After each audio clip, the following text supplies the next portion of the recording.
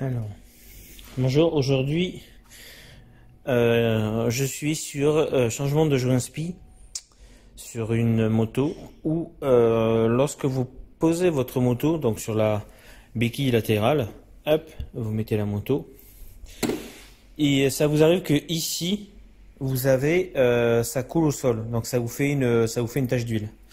Et ce qui se passe, c'est que c'est ce joint spi, d'accord, qui a une faiblesse, qui fuit.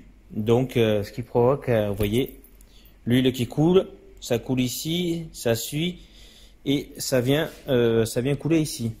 Tout simplement parce que sur le carter, hop, ici, il y a une encoche qui a été prévue pour une fente, qui a été prévue pour l'huile pour qu'elle puisse s'écouler.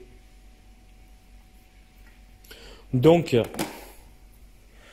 rien de bien sorcier quand on le change, hein, qu'il n'y a rien de bien sorcier quand on le change.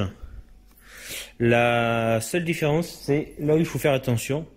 Donc vous aurez besoin, on va dire, d'une pince à clips. Vous aurez besoin d'une clé de 19 et de 14. 14 pour le boulon central au niveau du volant.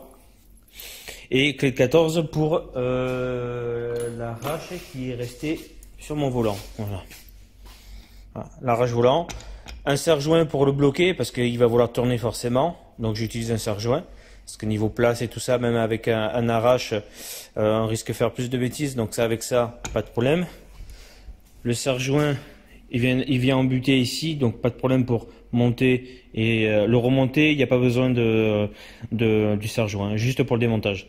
Enlever le carter du pignon de boîte. Ça sera mieux. Vous aurez une bonne visibilité. Ça sera beaucoup mieux. Grossièrement, voilà un petit peu les outils qu'il faut. Ici, vous avez un guide pour la couronne. Ici. Donc, vous avez, c'est un kit de joints. Vous avez ce joint spi qui a changé. Vous avez ce joint côté vilebrequin. Ça, c'est le joint au niveau de la couronne du démarreur. D'accord, au niveau de la couronne du démarreur. Ça, c'est le pignon du démarreur. Et vous avez après ce joint papier, puisque forcément, le joint papier, il n'est pas prévu pour s'imbiber d'huile. Donc, voilà, on le voit avec la lumière, il est humide. Donc, voilà, ces trois joints sont à changer. Donc, et concrètement, une fois que vous avez démonté la cloche et tout ça, après il y a tout qui vient. Une fois que ici le volant magnétique est démonté, vous avez tout qui vient sans forcer, sans rien. Il n'y a pas besoin de trucs spécial. Ici, comme je vous ai dit, vous avez avec une petite vis, ça vient comme ça.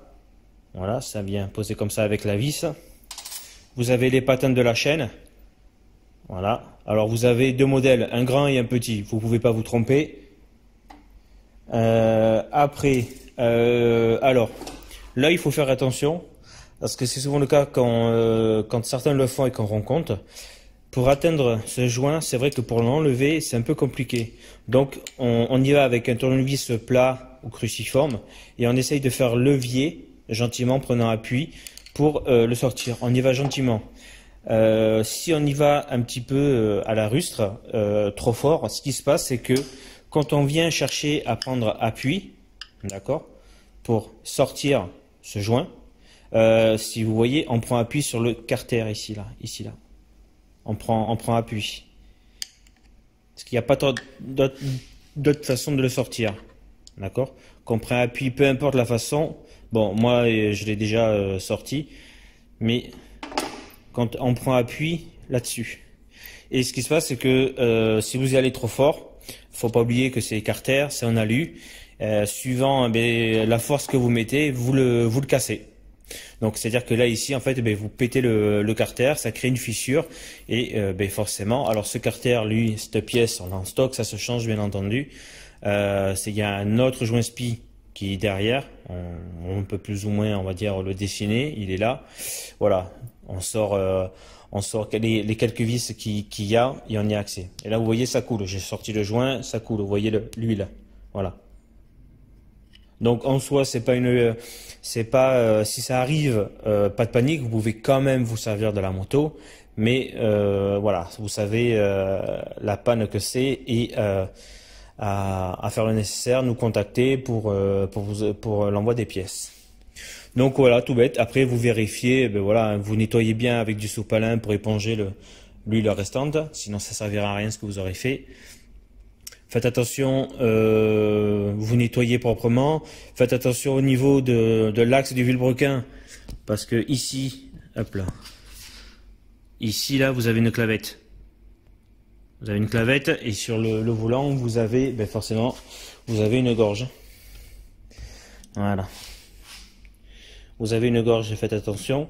Et ça, c'est pareil. Alors, c'est rare, mais ça peut arriver. D'accord. Ici, c'est un système de ressort avec on va dire les roulements.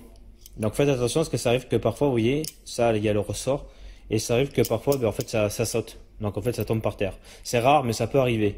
Alors, si ça sort, pas de panique, hein, c'est juste une butée avec un ressort et puis ça. Donc, bon, avec un peu de doigté, un peu de patience, on peut les remettre. Mais voilà, faites attention quand vous le démontez. Donc voilà, vous essuyez tout proprement pour pas qu'il y ait quoi que ce soit. Vous changez les joints. Les joints ils se montent à la main. Pas besoin d'utiliser quoi que ce soit. Les joints se montent à la main. Donc pour celui-là, c'est pas trop le problème. Pour celui-là, bon, on va falloir forcer un petit peu sur les doigts, mais on évite d'utiliser quoi que ce soit, un ustensile pour éviter d'abîmer le joint. Ça reste déjà un spi, c'est du caoutchouc, donc bon, ça reste un petit peu fragile, mais avec les mains, on l'emboîte sans problème. On force un petit peu, il n'y a pas de problème. Donc voilà pour la réparation et la fuite d'huile qui peut y avoir. Allez, bonne journée.